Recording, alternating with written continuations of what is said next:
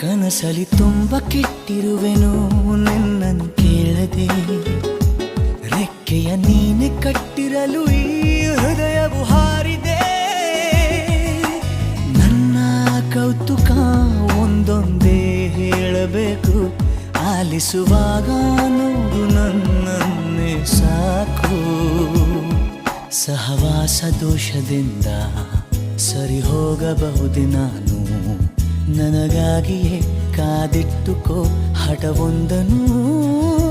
ಕೆಳಗುವ ಮುನ್ನವೇ ಪರವಶನಾದೆನು, ಅರಿಯುವ ಮುನ್ನವೇ ಪರಿಚಿತನಾಗಲಿ ಹೇಗೆ ಪ್ರಣಯಕ್ಕೂ ಮುನ್ನವೇ.